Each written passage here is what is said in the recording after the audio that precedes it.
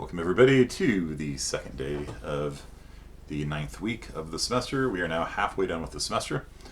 And I promised you we'd talk about deleting from a binary search tree today. We'll do that. And then we're going to talk about hiring interview questions, job interview questions, that kind of stuff, which is relevant because there is a worker shortage right now in the tech field. It's a great time to go out and apply for a job. So we'll talk more about that in a bit. Of course, there is the Care Bears optical USB Aqua Mouse. So let's talk about, first of all, deleting from a binary tree, because we didn't quite get to that last time. And I got my new setup in place here. A little bit easier to reach. Here we go, and here we go, and BSTs and stuff. So let's say that you have a tree, right? Like you have a BST tree that's pointed to by root or something. Whenever you work and you're going to delete, like let's say you're making a function called delete, and it just takes I don't know, an int or something. You can't call it delete, by the way. Delete's a reserved keyword. I'll call it delete, deleto. There you go. It's deleto. And it's going to take an X, whatever, that it's going to delete.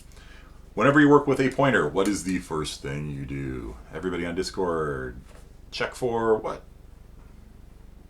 What do you do? Check for null. Yeah. So what happens if we say delete the number 50 from the tree and root is null? What do we do? What do we do? Return. Yeah. Right? There's nothing in the tree. We're good. So if root is null, then we'll just like return or whatever. Okay. Now, the reason why we didn't go over delete last time is because there's actually a number of cases that you have to handle. And I'm just going to kind of write these down. First case is you're deleting the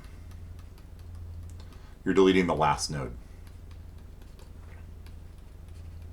Right? Because there's an invariant in a binary search tree that says root always points at the root of the tree unless the tree is empty. If the tree is now empty, we need to set root equal to what? What do we do? Like the tree, let's say the tree is just the number 50, and we say delete 50. We deallocate the memory. Then what do we do with root? Root was pointing here, but this memory's been deallocated. What do we set root to? Null. Yeah, because remember when you say delete something, when you say delete root, right?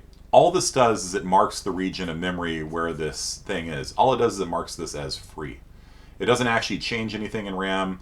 It doesn't change the pointer. It just marks that memory in RAM as being reusable at some point. So when we delete root, that's going to free up the memory that was allocated, but then we also need to set root equal to null pointer in order to indicate to us that there is no tree to speak of. And that preserves the invariant, right? So deleting the last node is just like these two lines here, right? So if you're deleting the last node, you delete root, set root to null, return, you're done, okay? Now, those are kind of the base conditions there, right? You got kind of like two kind of edge cases you always have to handle. If you don't handle them, bad, horrible things will happen. Gremlins will come out after midnight and destroy your computer or whatever, I don't know. So now let's talk about the different ways of deleting things from somewhere within a tree. Okay, and there's a couple different possibilities. There's in fact 3 possibilities. So we've got the number 10 here, we've got the number 100 here, we got the number 72 here. So let's give a couple more examples. Okay. So what if we're deleting 72? So we find it, we got root's pointing at the root. And we'll find the spot by doing a temp kind of thing, and temp will move to here, and then temp will move to here. And usually you keep a pointer to the parent as well. So by the time you actually find the thing that you're trying to delete, we're trying to delete 72, temp will be pointed to here, and you'll usually keep like a parent pointer or something like that, previous pointer it's sometimes called, to the parent. So what is the code we have to write? We have found the person to delete, we're deleting 72. What do we delete? How do we do it? What's the code? It's 2 things that have to happen. It's not too hard. So this is the case where we're deleting a leaf. deleting a leaf. A leaf is something that has no children, right? It's pretty easy. So we delete temp, right? Good. That has to get deallocated. So we write down code saying delete temp. And then parent's left pointer is now pointing at, this is pointing at deallocated memory. So we need to fix that and have that set to null as well. So parent points to left equals null. And I'm just going to write null rather than null pointer because it saves my wrist. In reality, I would write null pointer. Yeah, 100 points to set left. You can't say 100, right? You need parent. Parent points to set left is null. Okay.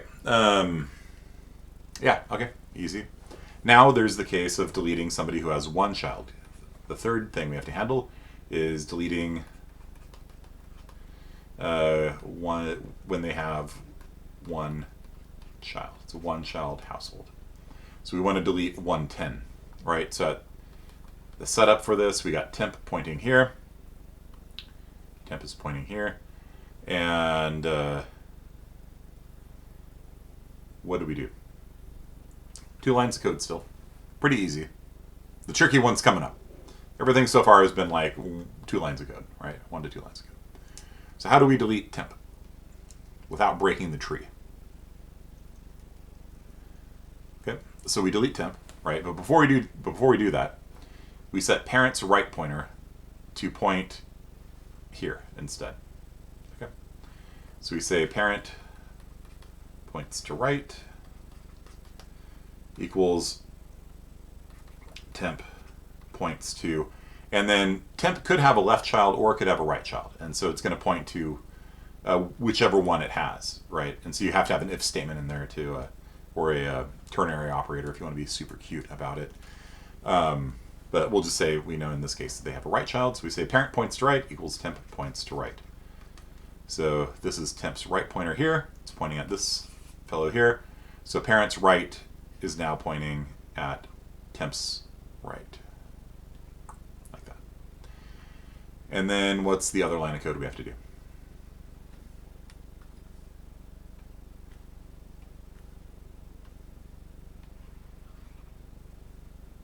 Delete parent? No, we're deleting temp. We're deleting 110 here. So we're going to delete temp and return. And the only tricky bit here is that 110 could have a child here or it could have a child here. And you just have to, you know, if it had a left child instead of a right child, it would look like, let's say 105 here or something. Then parent points to right would equal temp points to left. Makes sense? So parent's right pointer would point to this one here, and we delete you. And everything still works. Okay.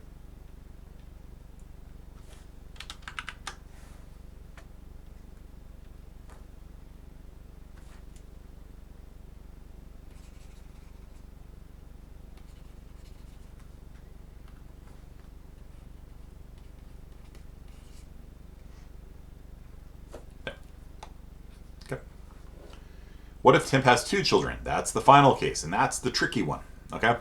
Because here's the problem. If you're going to delete 100 here, do we set 10's right to point to 72? Well, then what happens to 105? Or if we set it to 105, we can't, we're kind of stuck, right? We're kind of stuck. So if we're trying to delete 100, the situation gets a little sticky, okay? And that, you know, could be complicated by the fact that you could actually have a whole network of, you know, values over here, right? 80 and 90. This can point to 1,000 like it did before, and what do we have, like 103 or something? I don't know. So you can have a whole bunch of things underneath here. So it's not immediately clear how you could even fix that because, you know, roots, you know, probably got some other stuff over here too, you know. So if we're trying to delete 100, it gets tricky. And so this is the big learning point for today. If you want to delete a node with 2 children, you pull a tricky, you pull a sneaky, okay? So deleting when you have 2 children what you do is you don't delete it. What you do is you swap the value of 100 with the value of somebody who can be deleted without breaking the tree, without breaking the tree's class and variant. You switch out 100 here with one of the values that could take the spot of 100. And there are two values on the tree right now that could go into this spot that's not 100. Anyone see the values on the tree? If I put like 72 here, it would break because 90 would be in the left tree, right? Can't do that. 90 is bigger than 72 and it would be to the left. 80 and 90?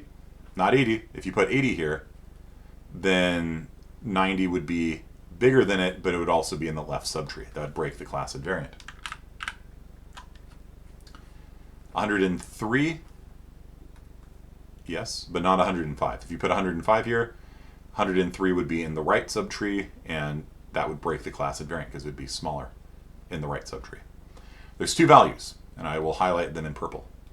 Mr. 103 here, and Mrs. 90.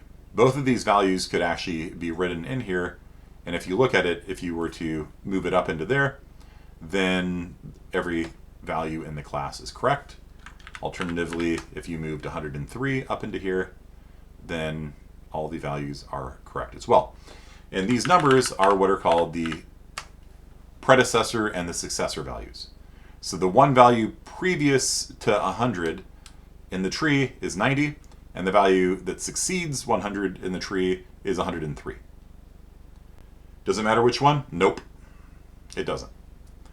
So what you do is you find the predecessor or successor, it doesn't matter, and you just switch the values. So let's say we're going to do 90 here. Okay, so we're going to find the predecessor. In order to find the predecessor, you go left once,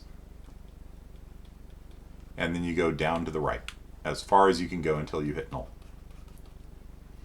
That's the algorithm for finding the predecessor in a tree. Left once, then all the way to the right. And if you think about it from a high-level perspective, if you go left, that's a value smaller than you.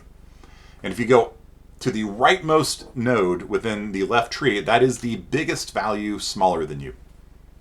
Contrawise, if you go right once, and then left all the way down, that finds the successor value, because what you're saying is give me the smallest value bigger than me. Okay? So either give me the biggest value smaller than me, or the smallest value bigger than me. And that are the two numbers that are immediately preceding it and succeeding it in the sorted order. So you usually switch temp with a leaf. You will switch temp with a leaf. You have to switch it with a leaf. You can't delete it otherwise. And either one will work. It really doesn't matter. So, yeah, in this case, 103 would be closer, but let's just say we're going to do 90.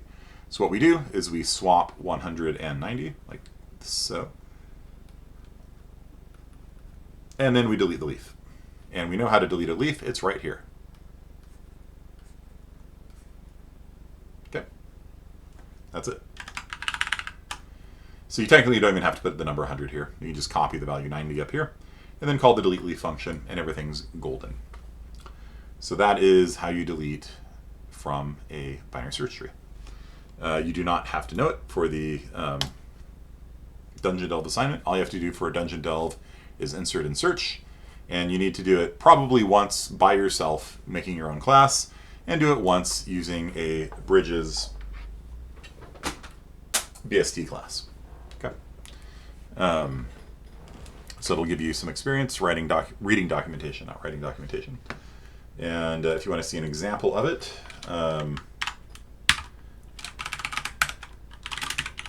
inside of public bst.cc, there is a remove function right here. And this remove function handles all four of the cases that we talked about. So if the key you're searching for is not in the tree, I just return so that I can guarantee that the key is in the tree. And then we are going to iterate to the left, we're going to iterate to the right, and you see how I'm keeping that parent. The parent's always the one above us. As we're going down, the parent is kind of following the temporary pointer down the thing. And we got a few cases. Leaf, one child to the left, one child to the right, 2 children, and then somewhere within here we should be setting root to null, right? Right? Did I forget to do that? Node current root. Okay, there we go.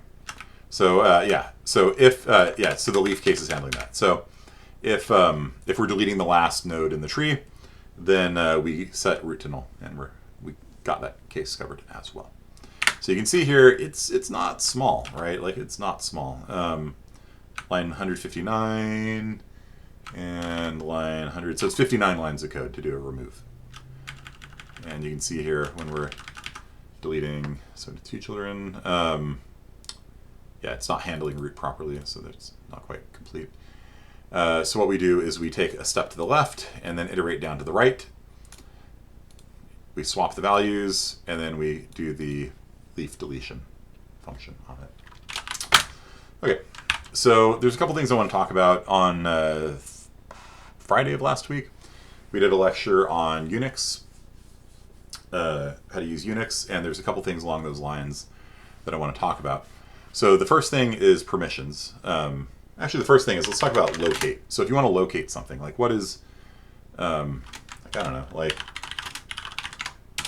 so like if Portnoy wants to know where my directory is, where Kearney's directory is, there's the locate command. So you locate wkearney. And it'll tell you, here is Kearney's home directory, here's Kearney's mail file. Let's try to read his mail. Let's see what happens. No, permission denied. Okay. Oh well. What if we try going to Kearney's directory? CD up. So I'm in the home directory. If you type pwd, by the way, it'll tell you where your directory is. CD up. We're in the home directory. CD into wkearney. Permission denied. Ah, darn. Unfortunate. So, I could change that though. Let's say that I wanted to allow people into just one directory. Like I wanted to make a directory freely available to my students, or even better, like let's say I'm Portnoy, and I want to make my Dungeon Delve directory world readable, so that like if I'm working with somebody, they can copy code from me and I can copy code from them. Like I said on the Dungeon Delve, give you sudo rm-rf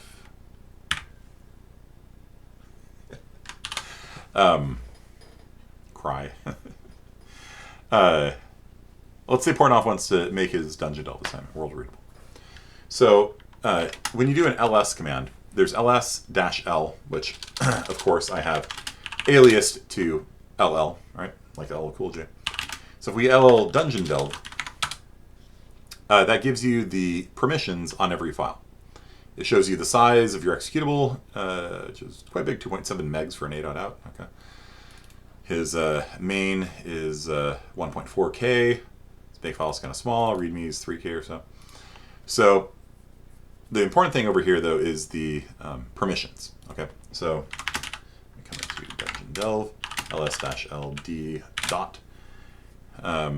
So his directory currently, you see how the directory has a D as the first thing? So the permissions on files and on directories is slightly different. So for a directory, the first letter there is going to be a D, usually.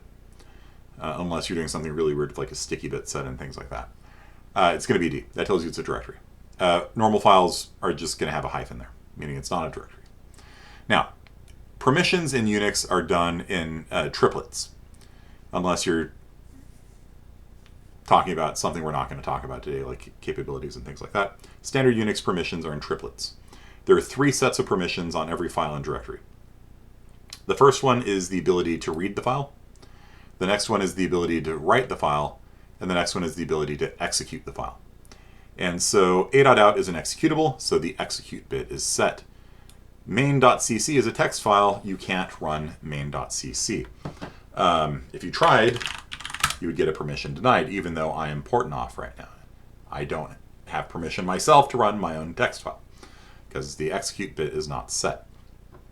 Now, what if I wanted to give other people permission to read my main.cc? Well, there's a command called chmod, and I can say everybody on the server, A, or I can say everybody in my group, which is, what groups is he in? Groups, he's in student and CSI 41. So you can either grant permissions to everybody in the student group or everybody in the CSI 41 group. It doesn't really matter. That's basically everybody on the server anyway. So let's say Portnoy says, I want to give everybody in my group access to read, but not write or execute main.cc. So this is the format. There's A, which stands for everybody. There's U, which stands for you, like you personally. That's the first 3 bits there.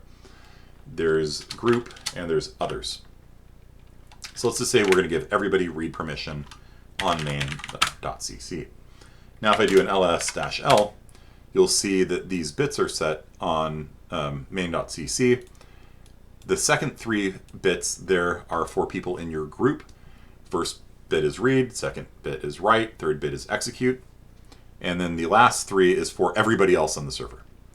And again, anybody on the server now can read his main.cc, can't write to it, can't execute it. Now, if I were to become somebody else, I'm still not going to be able to see this file because Portnoy has not granted read permissions on the directory that it's in.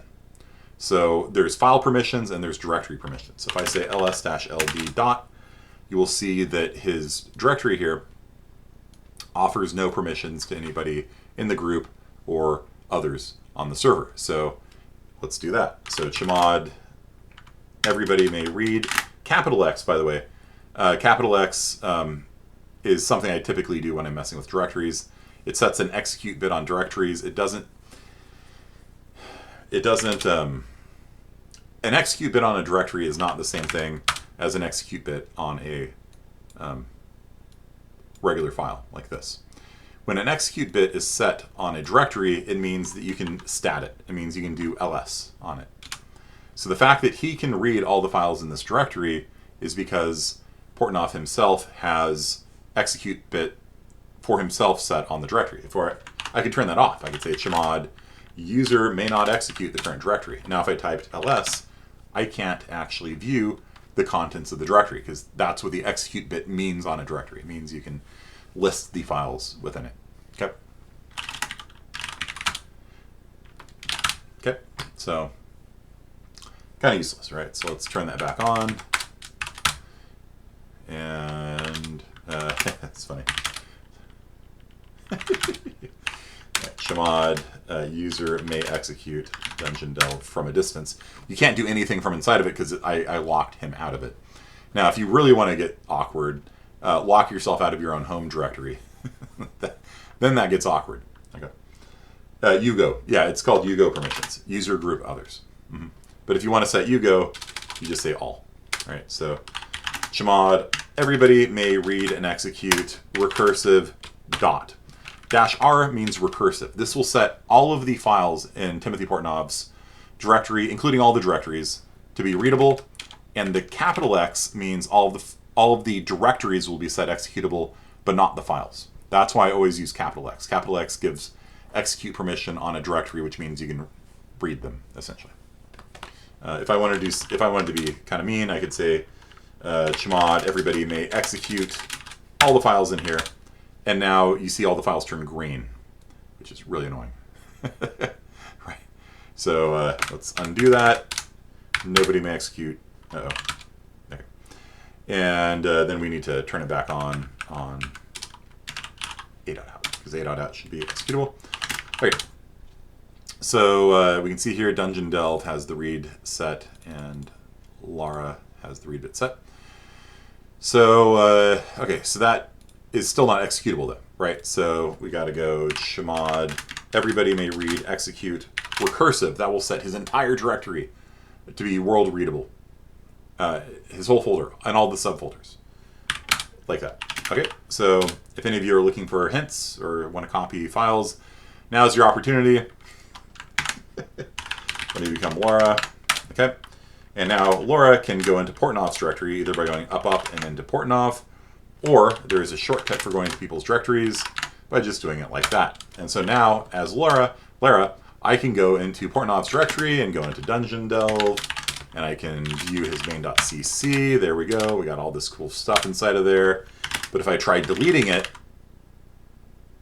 let's try deleting something not important. Remove write protected file. Yes, permission denied. So everybody on the server now can read all of his files, but nobody can modify them, nobody can delete them. So others in groups minus that, and we are back to no permissions again. Okay. So time's up. If you didn't get a copy, it's too late now. So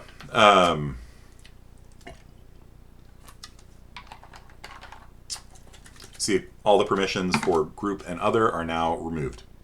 So his directory is now only visible to himself. And if I were to come back in as Lara again, cd into Portnoff, permission denied. Yep.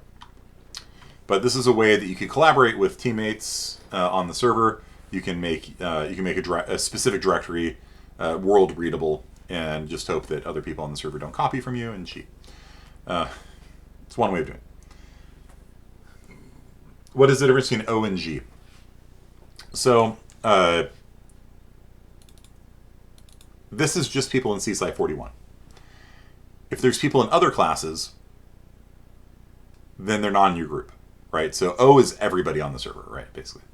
G is people in your group. Okay. And so there's IS50 people that are on the server. And so if you granted permissions, like if you said, hey,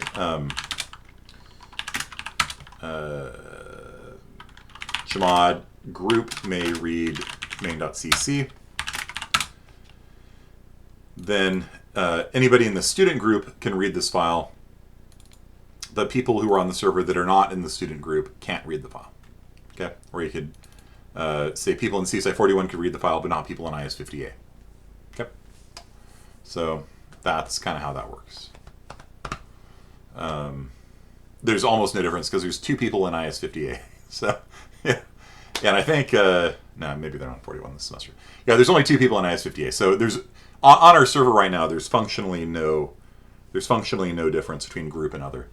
But if you're like on in a work environment, then there might be 100 people on a Unix server, and like the system administrator will set up a group for you and your team, and so you can say, hey, people in my team can read and write to this directory, but others can't, and that's the purpose of it. Can we have read privileges for homework references files? No. So let's talk a little bit about Unix Shell Scripting. Unix Shell Scripting is super useful. I think in the lecture on Friday I talked about how like I was running hundreds and hundreds of jobs, and like it was like a Friday night and I wanted to go out playing pool at Rock Bottom near UCSD, and my friend was just running everything by hand. And I'm like, I will teach you how to shell script. I will teach you how to write a batch script that will run the jobs for you and write down the results, and then we can go play pool, And he's like, no, that seems like too much work. And so he just sat there by hand, running it on problem size 100 by 100, problem size 200 by 200, problem size 300 by 300, all night long. 500 jobs. Forget about it. Rock bottom closed.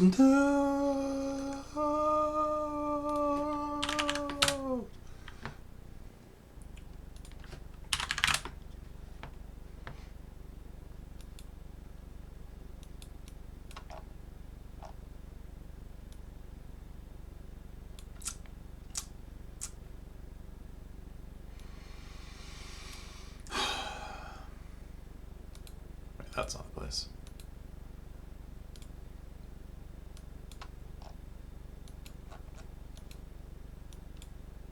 No bill.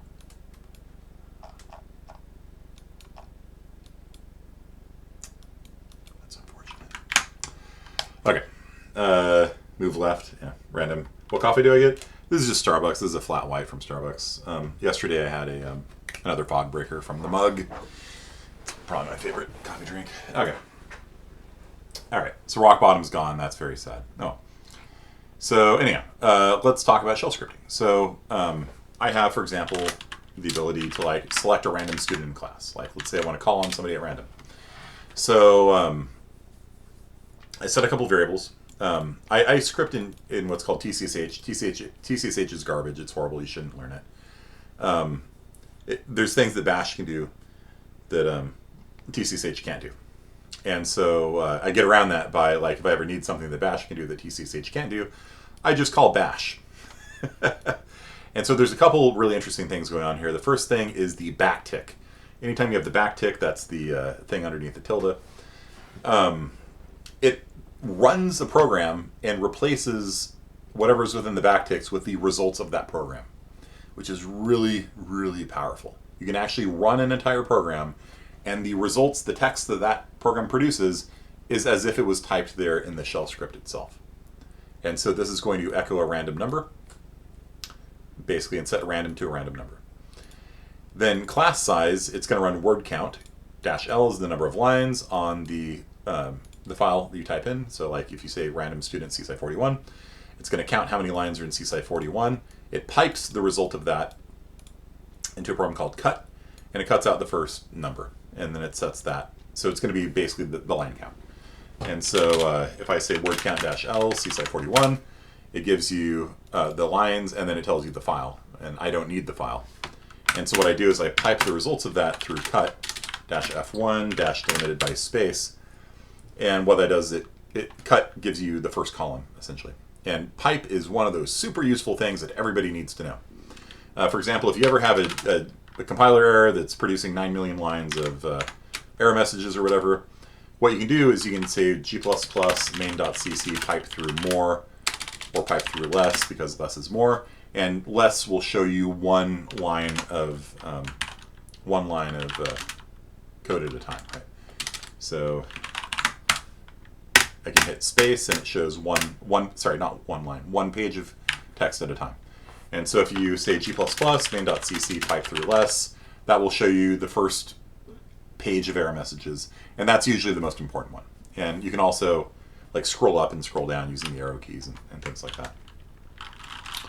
Okay, so pipe sends the standard output of one program into the standard input of the other. Very, very useful. Cow say hi, pipe through lolcat, right? So, can pipe be used to make a custom input file? Yeah, you can do. That's in fact what I do. I take a file and I redirect the output of the input file into your program. And so your program thinks it's reading from CN. It's not. It's reading from a file. And it just works magically because Unix is awesome. Right? So that's literally how I test your program. Your program is just reading and writing from the keyboard and screen.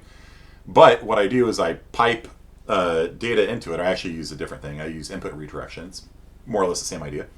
And I take a file and I send the file into your program, and your program thinks it's reading from the keyboard. It's not. It's reading from a file. And then when it is echoing to the screen, it thinks it's echoing to the screen. It's not. It's actually piping the results of your program into a different program called diff. Diff compares two things.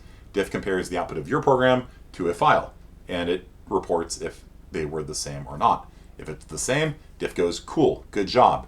And my script says, test passed. If it's different, then diff says, error. It displays the difference on the screen, and the input tester says, you failed that test case. You know? So that's how like Unix magic happens. And I script all sorts of things. My lord, like I have so many different scripts that I've written. So like I don't know, like create class, right? So I always do sanity checks on everything, even if it's me running my own stuff. I always sanity check all of my stuff. So this thing here tells you if I don't give it enough parameters. So if I just like type create class by itself, then it says, oh, it must be run as root. Okay, cool. Then I run it again. Sorry, you have to give it a class name. And so if I forget, then it reminds me, you know. And so it first checks to see if I'm root. Then it checks to make sure that I passed in at least one command line parameter, create class csci 41. I then do extensive sanity testing to make sure that everything is, there's no special characters, there's no, there's a lot of things that I do sanity checks for. And then I will do stuff like this, like make a new group. Group add is how you make a group in Unix. There's also add group. Add group and group add are related but different, but they do the same thing. There's also add user and user add, and I can never keep them straight, which one is which. I always have to Google, do I use user add or add user? because one of them is better than the other, and I can just never remember which because it's the same words, just backwards. And then I've got here a script that says for every student in the class, and it goes through this whole thing. At the end of the day, it calls user add to create an account for you. So I've automated the creation of students on the server. All I do is I have a text file that has all of your usernames in it, and I type create class csci41, and then it runs through that whole script, and it goes through all the process of creating an account and creating a password and expiring the password and all this stuff for all of you. And it just automates my life. All I have to do is give it a list of usernames. How do I get the usernames? Well, I go into WebAdvisor, I export the class from WebAdvisor, and then it's in a file format that's not very useful. So I wrote a program to do that too. So I wrote a program called parse WebAdvisor, and it will take the file format that WebAdvisor produces and turn it into a list of usernames that I could then use in my shell scripts. My entire life is automated. Anything that I can automate, I have automated. I really hate grunt work. You know what I mean? I don't want to manually create an account for 200 students per semester. I don't want to I don't want to manually collect homework from every student. No, hell no. Scripts for everything. Okay. And if you want to get started with Unix scripts, just check this out. Watch how easy this is. If you have let's say that you're working for a company and they make you run the same 10 commands every day, and you get tired of typing out the same 10 commands every day, or you forget one of them or something, they yell at you. Well, what you can do is just put them into a text file. So watch. ls -l echo hi. I don't really know what I'm doing here. Remove Bob. No, let's not put that in there. cd public chmod. Everybody may read and execute recursive the public directory. ls-ld the public directory. I don't know. I'm running out of ideas. Okay. Now that's a shell script. That's it. Wait, what? That's a shell script? That's a shell script. It's just a list of commands, and it just runs each of the commands. But there's one step you have to do. If I try running this, permission denied. So, based on what you know about permissions now, what do I need to do to turn this text file into an executable? It's just a text file. I can read it. My group can read it. My group is me also, so it's just me also. So how do I make it so that I can execute this text file? Yes, indeed. Chmod user may execute foo. If I do that, ls-l foo, you can see now the execute is bit, but it's just a text file. It's not an executable. If you look at an executable, right? An executable is this big garbage binary thing, right? If we look at foo, it's not an executable. It's just a text file. It's just a list of commands to run. Guess what? If you set the executable bit on a text file and you run it, it'll do them all. That's it. That's how easy it is to get into Unix shell scripting. And then it just runs each of those commands. That's it. It's okay. Printed out hi, showed the directory, changed all the files in public to be world readable. That's it. You just make a text file with your commands in it, whatever it is you want to do, and set the execute bit on it, and you can run it.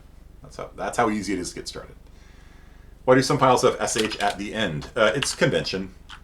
I probably should call this foo.sh. Yeah, same thing. It's Linux, Unix doesn't really care that much about permissions, or what you call it. But whatever. Yeah, it's kind of convention to call it foo.sh instead, I guess. Kind of like how .cc files or C++ files, the .sh file is a Unix shell script. And then you get more into it. It's traditional to start with a shebang, which is which tells Unix which shell should be processing this file, because there's different shells, and each shell has its own shell scripting language. There's bash, which is the most common, which you should learn. Don't learn Tcsh.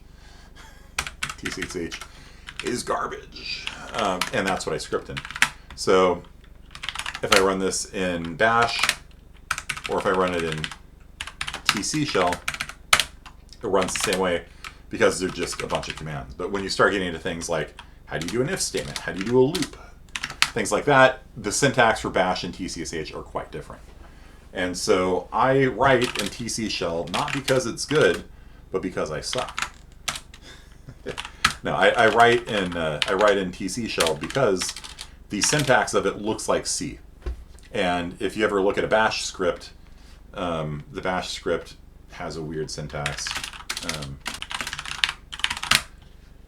of looks like, you can see I've been here before. They have these like weird like if bracket thing dash GT close bracket. It's just it just kind of hurts my brain a little bit, and so I like TC shell better because it looks like C. So if we look at like I don't know, collect homework, you can see that the syntax for TC shell is the same as C, more or less, right? It's got parentheses, it's got an and, it's got double equals, right?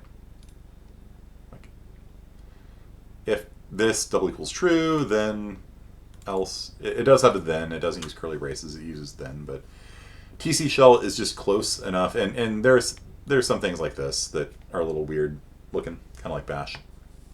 But basically, I script in it because it doesn't cause me to mentally shift gears, switching back and forth between shell scripting and C++. It's because I'm dumb, not because TC shell is good. It's not. Bash is much better, 100%. So why does Tcsh suck? It can't do random numbers. It can't do separate redirection to standard out and standard error to two different files. Like the list of things that it can't do is just long. And if you do any sort of scripting in TC shell, you will run into these limitations quickly. I just get around them by calling bash. All right. So when I'm here doing the random student, I just call bash and let it generate a random number for me and save it. So yeah, so I set a variable. This is how you set a variable in TC shell. That's how you read a variable in TC shell. So $.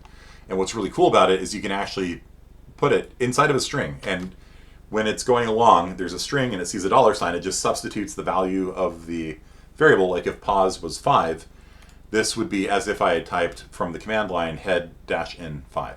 Pretty cool. It's pretty cool stuff. You don't have to use string streams and all this kind of stuff. It just will substitute the variable in wherever you have the $sign like that. And that's pretty cool. So, yeah. So random student in C-sci41 will basically pick random students that I can call on. You know. So, one last thing on that. Let me show you the timing script. This is the actual timing script that I was using in grad school and offered to teach to my friend. But he refused learning it because it seemed hard. He would rather run something manually hundreds of times. So this is a for each loop. This is like a range-based for loop in C++. So for each x in this series here. And so backtick, again, runs a program, and it's running a program called sequence. So if you say sequence from 1 to 10, it makes all the numbers from 1 to 10. Okay? And so this is going to generate the numbers 0 and 1 and 2. So this for loop is going to run 3 times. The first time through, x is going to be 0. Second time through, x is going to be 1. Third time through, x is going to be 2. Then prints out, running it in mode x. Again, the $sign, it'll substitute in 0 or 1 or 2 in there.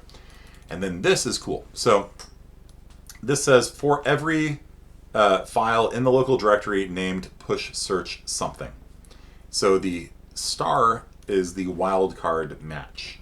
So if I were to say ls star.cc, this will list all of the files that end in .cc in the current directory. If I say ls star.h, it'll list all the files that end in .h. Kind of cool. So by doing push search star, that's going to find push search with 10,000 elements, 20,000, 30,000.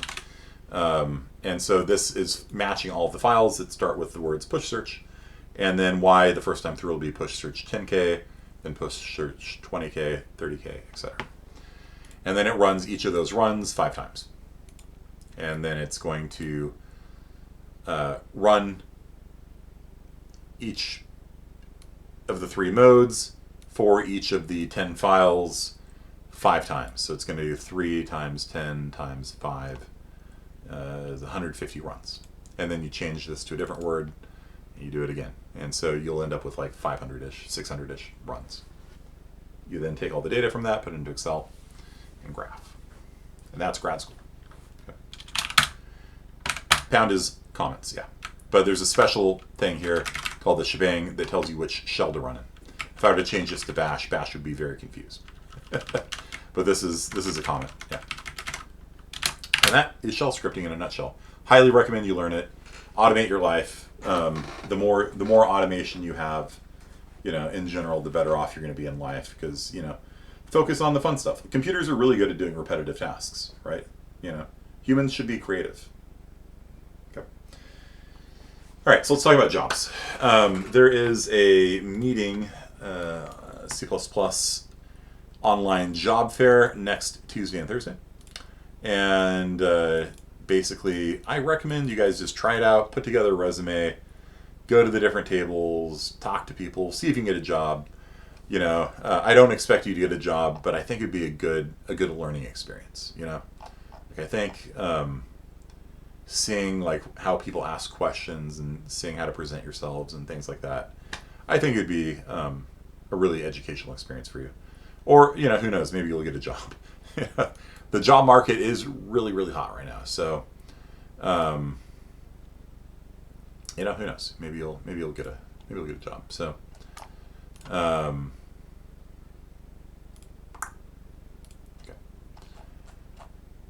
These are all the people that are presenting and stuff like that. I was at SIGC over the. I was at SIGC last week. And I was talking to a recruiter from Ernst & Young, and she said, lots of ASCII art on your resume.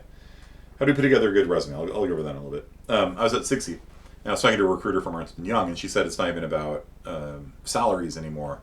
It's about intangible things like work from home, flexible hours, vacation days. One of the things they're doing now is offering unlimited vacation days, which sounds amazing, but what the research has shown is that when you offer unlimited vacation days, employees will actually take less days of vacation because they feel guilty about it, right?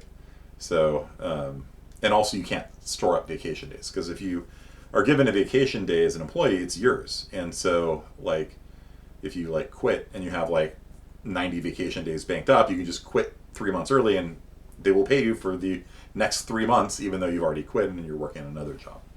Whereas when you have unlimited vacation days, you don't get that. Right? You can't bank vacation days because you don't have a vacation day. You just take a day off whenever you want. So it's clever, and kind of the thing is, I'm a professor. I get 3 months off a year, included plus winter break plus spring break, right? You offer me unlimited vacation, all right, well, I'll see you guys next month. If you did your job well, I might take as many days you like, yeah. And really for me, when I'm overseeing people, when I'm in a supervisory role, what I care about is results, right? If you tell me by Friday I will have the thing done, if by Friday you have the thing done, cool, happy. I don't care if you were reading Reddit half the time you were coding, or you know what I mean? I don't care. Are you working on it at midnight? Are you working on it at 8 o'clock in the morning? I don't care. And that's just me, by the way. It's not every employer. Some employers are very much you must show up before your boss and you must leave after your boss, and it's called Japan. It's called the country of Japan. But for me, the main thing is you work with you work with them, and all right, let's set up a goal, and they're okay, I'll have such and such done by such and such a day, and sometimes things happen. They're hey, I'm working on this and I'm getting stuck. I need the data from Brian, and Brian hasn't given me the data yet. And then the two of us will go talk to Brian, Brian, what's the holdup? And, there's a lot of interpersonal stuff and things like that often come up, and deadlines slip, and that happens. But basically, what I want is that when everything's going smoothly, a person gets their work done by the time they said they'll get it done. And that's, don't give me an unrealistic number either too soon or too late. Just give me something that's reasonable. And then, if you want to if you get your work done by 3, I'm not going to keep you there till 5. You got your work done. Like, go home. It's fine. But that's just me. You know, I'm not every person. Like early Atari, they had no scheduled work days or anything like that. It was all about your output and what you got done. Yeah. They had like wild drug parties and stuff too. Like the early Atari was quite an interesting story. It has to be approved and they guilt you. Yeah. Results are results. I can't work in any other environment. Me too. Like that's really what I care about. You know. But like some people just want to see you in the office. I'm working. Look at how hard I'm working. Brain dead. So, am I hiring? Not right now. Not right now. Results driven is the best. I think so too. For some jobs, like hours kind of makes sense. Like if you're working in a factory, they're hiring you to be in the factory building TVs for 10 hours. Like hourly makes sense for that. For like tech stuff, like almost always it's results based for me. Okay, so I heard sleeping at the job is okay because it shows you're a hard worker. Yeah, exactly. Like you just have to show that you're a hard worker. You don't actually have to be a hard worker, and that's what kind of bugs me. Okay, so let's talk about getting hired.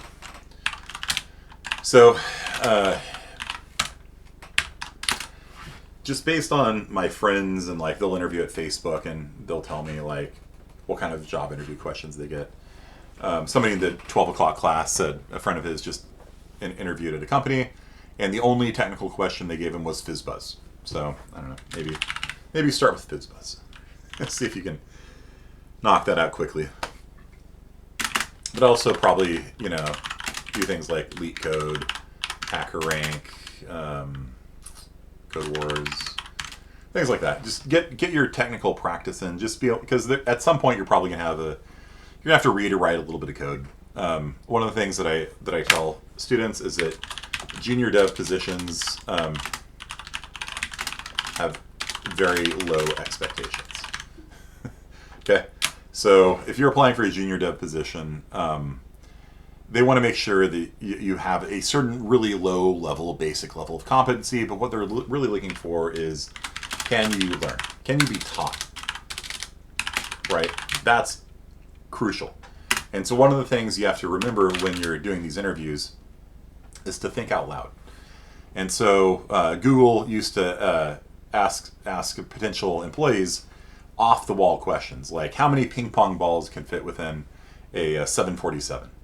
Or come up with all the reasons you can think of why a manhole cover is round, you know? And what they don't want to see is you just sitting there silently like, okay, carry the 4. Like, they want you to think out loud, and they want to see how you think.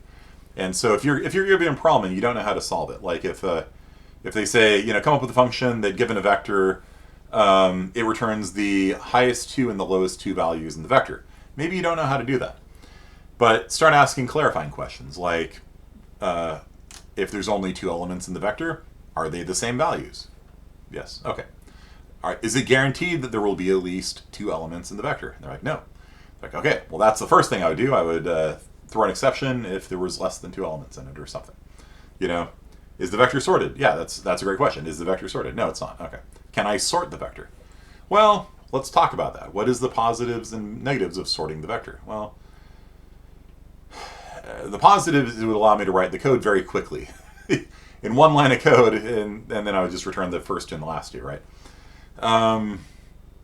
The downside is it's order n log n, and that's one of the things they want to know about is,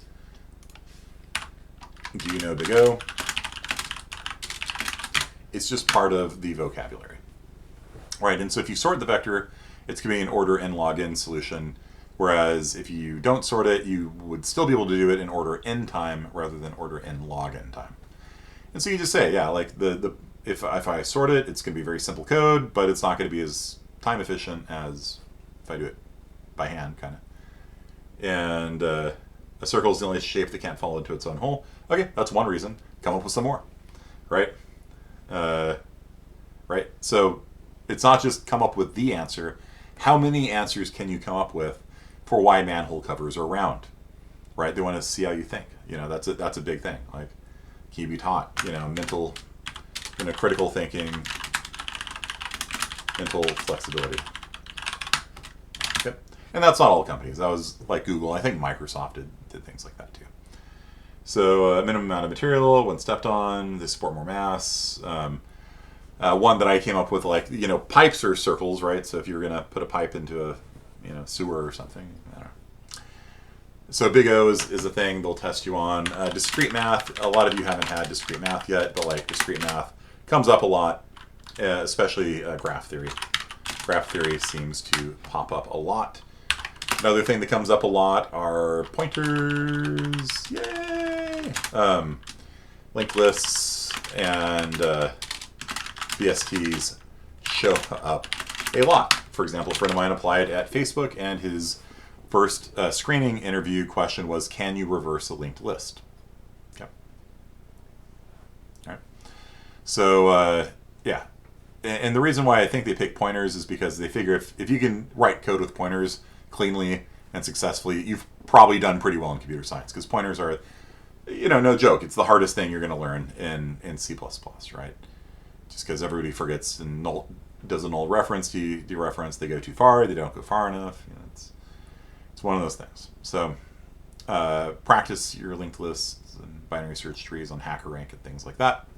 Get confident at pointers. For me, getting hired as a full-time tenure-tracked C++ instructional faculty, the only technical question I was asked is, what is a pointer and how do you use it? I didn't have to write any code, I just had to answer that question. All the other questions were social in nature. If a student comes to you with a problem, how do you handle it? L is in quizzes. Okay, I'll fix that. Did you teach how to count for your interview? Yeah. So for my teaching demo, I explained plus and minus. That was my lecture. I'm going to teach you how to add 1 to a number today. And then I went on 15 minutes of all the different wrinkles of like plus, I, plus, I, plus, that kind of stuff. So you're saying you could be a professor? If you have a master's degree, Hesterberg, you can become a professor. The reality of the situation is that most computer science people don't want to be poor. And so, the salary, I've been teaching at the college for 7 years now. My salary is $70,000 a year. I have students graduating with bachelor's degrees making $170,000 a year. So it takes a special kind of stupid to be a computer science professor. Or you just have to like teaching a lot, which I do. So the place you work in industry and then become a professor. Yeah, but professors don't get years of credit for working in industry. So I get an automatic, $2,000 a year raise or whatever for every year that I stay in the district. And so if you start like right out of college, like eventually you'll cap out at like 100, 110, something like that. It's okay, I guess. But you don't get all the years of experience you have in industry don't count for that. And that's one of the troubles why it's hard hiring a computer science professor. So do you need a portfolio? Yeah, we'll go into that. The other thing that I'd really recommend you study are which data structures are best for what jobs. That comes up a lot too. What data structure would you use for this problem? And your C++ homework assignments, sure. Put them up on GitHub. Maybe if they're not auto-graded kinds of things, it'd be cheating. Yeah, but like what data structures? Like, I'd use a binary search tree there. I'd use a linked list there. That kind of stuff. And that's kind of the point of this class. So it's like a 2-for-1. Like you both get a master of this CSci 41 class, and you get to get a job. It's nice. All right, so there is a famous book called Cracking the Coding Interview. I think this is an older edition of it. And so basically people will question the people who are coming out of Microsoft and Facebook and Google and companies like that. And they kind of run you through how the interview process works, what you should expect when you're interviewing at them.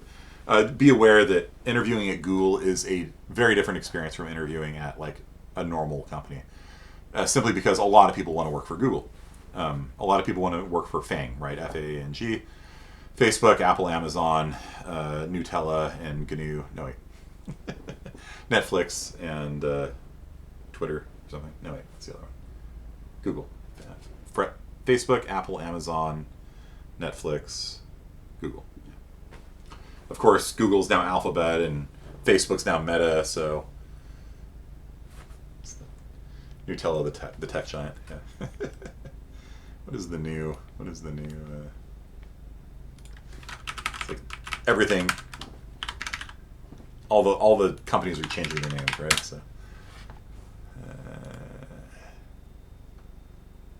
Yeah, Meta. Yeah, it's Meta, Apple, Amazon, Alpha. So it's like man, MAAAN. There you go.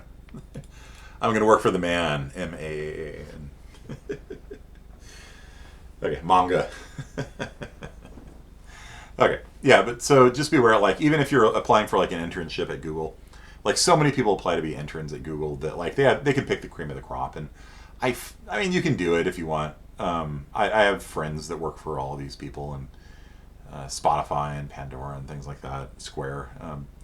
You know, you can go for it. Like, who cares? But I don't think you should ignore the other companies out there, because there's hundreds and hundreds of companies hiring C++ developers, and they can't get people to apply for them for, you know, no lack of trying, you know, and so they're kind of desperate for hiring developers right now.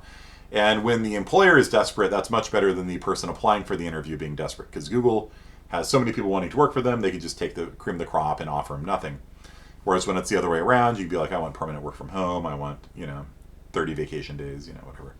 You know, you don't want to be like too like, you know, like I want to work 1 hour a day and sleep in.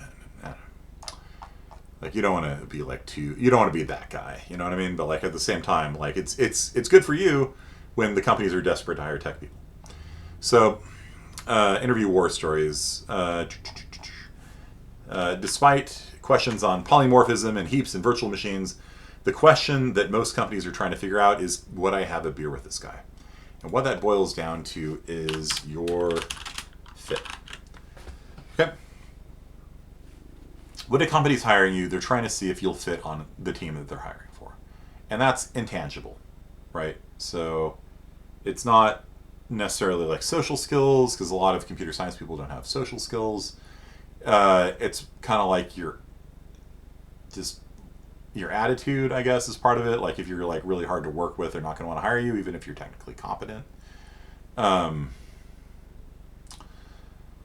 Yeah, and you know, there is some, you know, junior dev positions have very low technical competency requirements. Dev have medium, and you know, senior devs can get interesting questions.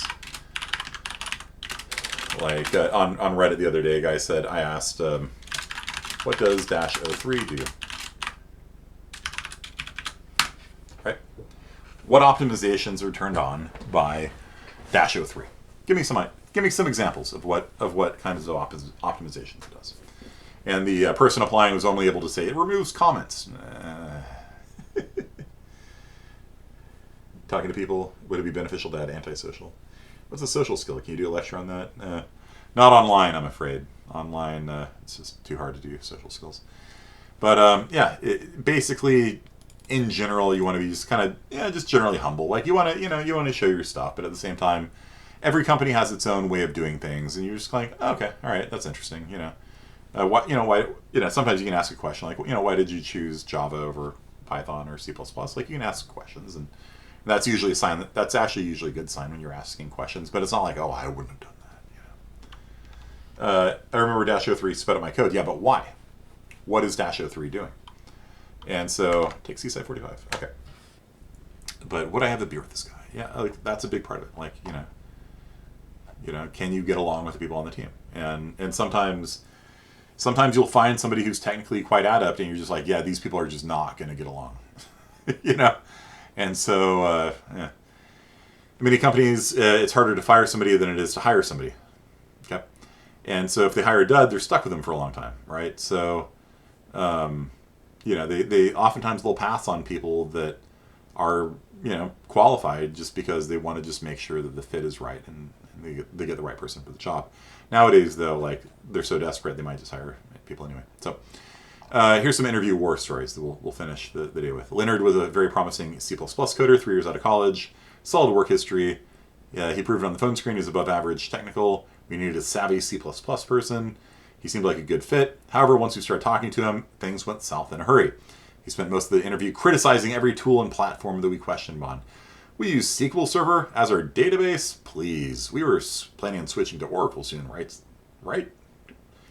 What's that? He used tool A? Unacceptable. He used tool B, and tool B is the right one. We'd all have to switch to it. And we'd also have to switch to Java, because he wanted to work with Java, and despite the fact that all of our code would have to be rerun, and we'd thank him later. By the way, he wouldn't be making any meetings before 10 o'clock. So, yeah. Don't be that guy, right? You can have opinions, but they should be like soft opinions, not like you're doing it wrong, you know? Trisha was a mid-level Java developer, and during the interview, she basically wouldn't say anything other than yes or no, despite prodding. Not sure if she was nervous or shy, but either way, I'd ask her numerous times to repeat herself. We felt like it was on a Seinfeld episode. I couldn't understand her. Yeah, so just speak up and, be confident. You don't want to be overconfident. Just be confident, Be reasonable, 1999 was a wild time, by the way, to be in computer science. I was finishing my bachelor's. I finished my bachelor's in 1999 in computer science, and the hiring halls were wild. You'd go in, and every single booth would be looking for computer science people, and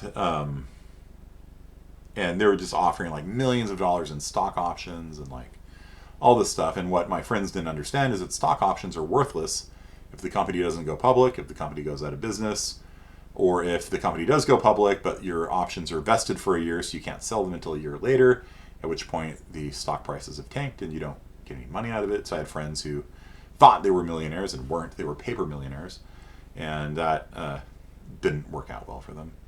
I decided to stay in school instead, and that worked out pretty well. What did you think of Y2K, your birth year? Y2K was a real problem, but people worked really hard on solving it. The fact that it turned out to be a non-event didn't mean that it wasn't a problem. It was a problem. So our company was racing to expand its development team, and we would have hired a German Shepherd if it knew HTML. Instead, we wound up hiring Ian. We should have hired the dog. Ian was cheerful and friendly. Skill-wise, he was adequate. He hadn't written a single line of computer code outside of college classes, which is kind of a red flag. Didn't even have his own email address. When we gave him the chance to ask us questions, he asked about flexible work hours, how soon he could take vacation time. Instead of showing an interest in career opportunities or growth prospects, he asked whether he could take the all-you-can-drink break room soda home with him. The questions grew more bizarre from there. He was very interested in our legal assistance benefit. He wanted to know if it covered the cost of filing lawsuits, if it covered him if he got sued, if it applied to any lawsuits he was currently involved in, hypothetically speaking, and if he could theoretically use it to sue the company itself. He also asked us if he could use it to help him fix some unpaid speeding tickets he had. Yeah, don't be that guy. There was one very smart fellow, Terry, who would have been a great asset for our team. And so basically Ian showed up late, left early, took a 2-hour lunch, played ping pong all day, never wrote any code. So Terry, who would have been a great asset for our team, but we didn't hire him despite his excellent technical and personal skills, it was because he insisted on meticulous written notes for every step of the coding process. He wasn't going to make a suggestion or take any initiative or blow his nose without a mile-long audit trail and a dozen signatures. When he insisted that he worked that way for reasons of quality, defensible point, we got the impression that it had more to do with him covering his butt, and we just simply didn't have the time for that level of bureaucracy. Terry would have been an excellent fit for government.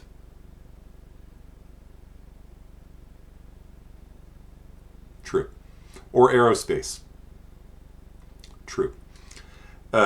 Because if you work in government, the amount of bureaucracy and red tape is pretty bad. And if you don't, it's super frustrating to work with government and military for that matter as well. Something that required ISO 9000, that's a quality control thing. But he never would have fit into our team. He would have been a burden, not an asset. Right? So again, it's about fit. Okay. So other people they passed on, a person who came into the interview smelling horrible. Shower, shave, before your interview. The young, fresh out of college graduate with a tongue piercing that kept ticking his teeth as he talked for half an hour. It was like Chinese water torture. So one thing to be said is that computer science is very tolerant of things like tattoos and dyeing your hair and things like that. piercings are like not an issue. So it's mostly just about the person being kind of annoying, right? The girl who wore an iPod through her interview with the volume turned up loud enough she had to ask us to repeat the question several times. Like, come on, don't be that person either. The poor hyper nervous fellow who was sweating. Yeah, I mean, people are nervous on job interviews. Like when I hire, I understand that people are going to be nervous. You know, like it happens, and so I'm kind of willing to give that a pass. You know, like if a person's like nervous, like yeah, it's like I'll work with you. You know, not a big deal. Like that's not really an automatic disqualification. You know, some people just get nervous. It's fine. It's fine. It's okay to be nervous. Girl who wore an obscene political slogan. The guy who asked, seriously, hey, are there any hot chicks in our department? Goodness. These are the people where we thank the people for their time, shake their hand, and except for the sweaty guy, turn to each other after the door closed and ask, did that really happen? Nobody's saying you have to be a bland, boring robot. You actually want to be, like, you want to be kind of funny, and, like, have some personality, and, because, again, it's about them liking you and you liking them as well. It's actually back and forth. Remember, you're interviewing them at the same time that they're interviewing you. And so having good questions to ask them about their company. I read a news report that you guys are moving to the cloud. Are you interested in hiring cloud engineers specifically? Or are you just hiring anyone? Just general C++ jobs. Anything that shows you've done a little bit of research. If somebody's applying for a job here in Fresno and we ask them why Fresno and they say because of the weather, I know they didn't do their research. Although the weather is kind of nice right now, that beautiful Fresno weather. You've never been here, have you? I love the air quality in Fresno. Yeah, just show that you've done your research on the company a little bit. Ask good questions. Rudimentary social skills are part of the answer to would I have to beer with this guy, or will I mind working next to this guy for 6 months? Because they're picking somebody to join their team. So. Are you going to pick the person that smells like a hog rendering plant? So, resume screeners, they read your resume very quickly. Anything that is relevant has to jump off the page of the resume at people. Don't expect them to go through it and assume that because you got a bachelor's in computer science, you know C++. They won't assume that. If you want to say, I know C++, write it down explicitly and I bold it. Like, this is what I know. And so, they will skim your resume. And if you don't meet the minimum requirements, they throw your resume in the trash. So it's really important for you to have a resume that has all the relevant points jumping out. Have somebody proofread your resume so there's not typos on it. In general, if I'm hiring for a position and there's typos all over their resume, I don't hire them, period. Like, just no. Like, if you couldn't put the time and effort into proofreading your own damn resume, like you're looking at that red squiggle in Microsoft Word, you don't know what that means, like, that's a bad sign. That's a really bad sign. Online, I see a lot of entry-level, junior-level positions require knowledge of a ton of frameworks and jobs, years of job experience. Should I apply to them anyway? Maybe. A lot of times, requirements are aspirational. If it's a company like Google, they're going to get enough people that hit those min recs that you're not going to get the job. If it's a smaller company, just apply anyway. And I've hired for positions where 3 people applied for the job. Guess what? We called all 3 in, right? What we're gonna call one in? Okay, this guy, whatever. We'll bring him in, and talk to him and just see if they're good, And so, the worst that can happen is like Mitchell said. The worst thing you can do is just throw your resume in the trash. Who cares? It's not a big deal. It doesn't cost you anything. It's electronic. You don't even have to print your resumes anymore, right? You used to have to get like resume paper and all this stuff, and it cost you like $1 for a sheet of paper or something. Yeah, not anymore. Just send it to whatever. But if they call you in for an interview, spend a couple days reading about those frameworks. Run through the tutorial. Like if they're hiring for a database position, learn databases in the meantime. It doesn't take long. It really doesn't. It took me 24 hours to get to like a basic level of proficiency in a database. And by 24 hours, I mean like a day. Like I wasn't literally doing it 24 hours. It was a day's work. And you can just run through tutorials online. Get to that little level of proficiency. Okay. What do you mean by database? Any database. Like, if you have any database at all under your belt, that's usually good enough for most database companies, especially like relational databases. I know MySQL myself. That's what I've done, thoroughly. But like, having database experience is one of the top things you can do to get hired. A lot of jobs in databases. Okay. Employment history, only show relevant history. I was literally told when I applied at IBM to take Dairy Queen off of my resume, because at the time I really didn't have much work experience, And so I had Dairy Queen on there. I mopped and scooped ice cream, and he kind of joked. It's like, you mopped ice cream? He's like, but no, seriously, just take it off. That was IBM. Let me do you a favor, kid. Take Dairy Queen off your resume. We don't care. So, but things like work, and that's one of the reasons why I recommend you work in like tech adjacent fields, even if you're not working in tech directly. If you work at the tutorial center, you could be like, I help tutor computer science. That's relevant. If you work in a movie theater, it's not. Minkrelli, I think, was asking if he should put his managerial experience at the movie theater, and I guess, yeah. Sure. That shows something, I guess. But like, in general, you want to try and get jobs that are sort of at least adjacent to computer science. You know what I mean? Yeah, I worked at Dairy Queen. Yeah. My girlfriend worked at Baskin Robbins. It was like Romeo and Juliet, the Montagues and the Capulets. Fair Verona divided. Okay. So, what if you were in the tutorial center for not for CSI? You put it down. I don't know what topics you taught. I guess I don't know. Write strong bullet points. I did this. I did that. I did the other thing. Get project experience. Yeah. Projects. So put down 2 to 4 projects that you've worked on. They could be school projects if you want. Passion projects oftentimes look good. This is something I worked on my own time. And you can list them either as course projects or independent projects. RPG 40. For your programming languages, don't put down things like, I know Microsoft Office. Yeah, everybody does. Like, forget about it. I know Visual Studio. Yeah, who cares? Unless you wrote Visual Studio, just leave it off. But like, in general, you want to put down what languages you know, and you want to put down what level of competency you have at it. I'm an expert at Java. I'm proficient at C++. I have some experience with JavaScript. And then, not just for non-native speakers, everybody should proofread and always run your resume past somebody else. And then they're going to ask you, usually on an interview, there's a lot of behavioral questions they'll ask you. Name a time that you had a interpersonal conflict and how did you resolve it? It's good to think about all those questions before the interview, so you're not just sitting there going like, what is your biggest weakness? That's a classic, right? My weakness is I work too hard. No, don't be that guy, right?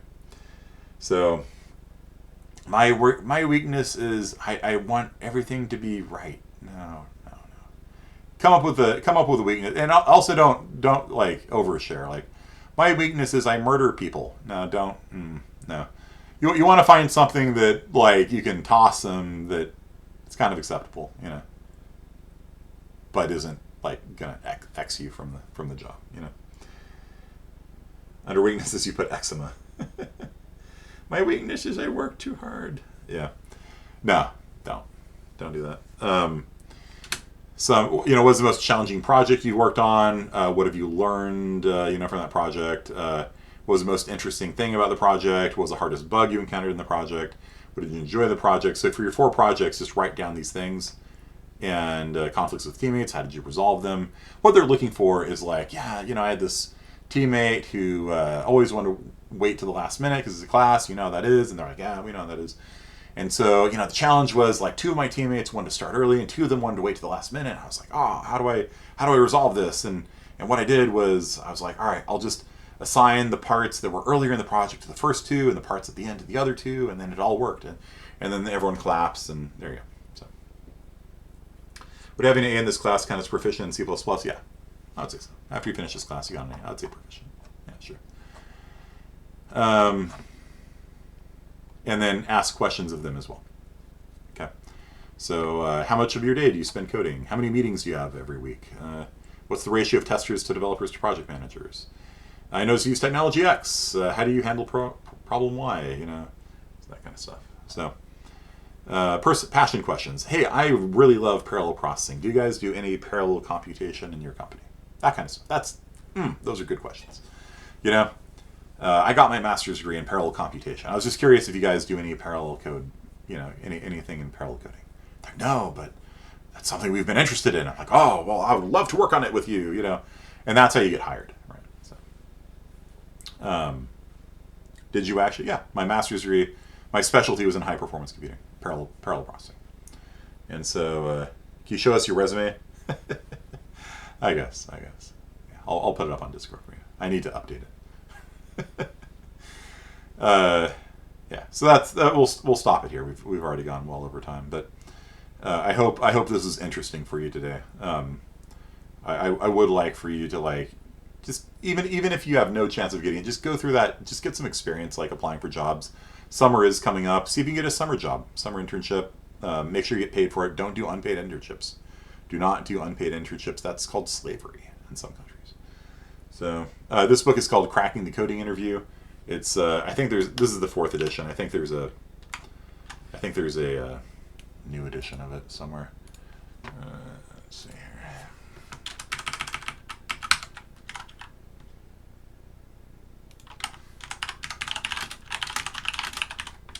What is illegal, Walker?